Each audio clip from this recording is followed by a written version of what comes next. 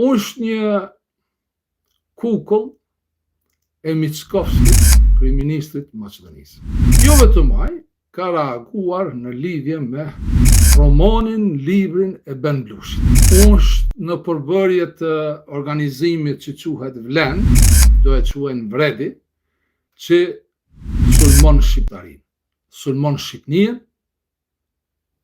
shtetin shqiptar, si qytetar i Republikës të Maqedonisë dhe mirët me lirin, të drejtën, privatësinë e një publicisti nga një shtet fqinj që është në perëndim prej Maqedonisë.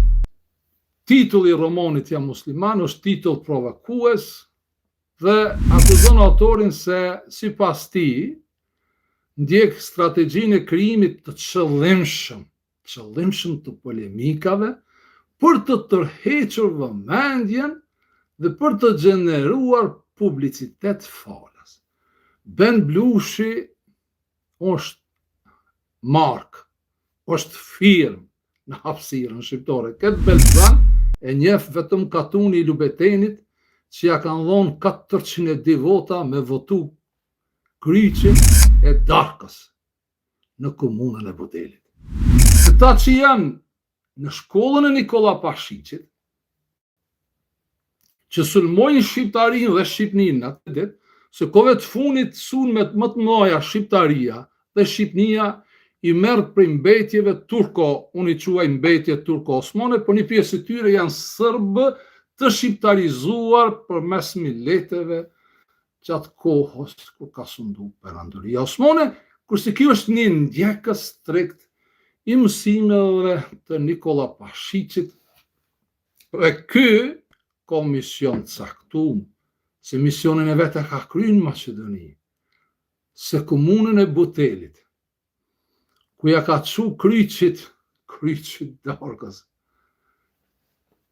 402 vota, se ka lindkin në një fshat afër Shkupit. Në këshill janë bëu bashk VMRO-ja, LSDM, Levica dhe i kanë injoru votat e këtij Belbzani. Këto kot kanë votu kryqin. Pra, nuk va kanë rros.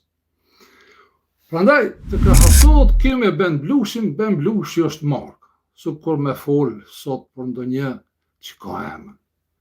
Ben Blushi ka emën të madh në letrat e Shqipës, në publicistik, në politik, në fotografi, tani se ka pasion fotografin, dhe nuk ka nevojë fare Ben Blushi për publicitet, derisa ka bërë shumë punë me tërheq vëmendjen përmes Top Chanalit ku punon ai, me shumë gjëra.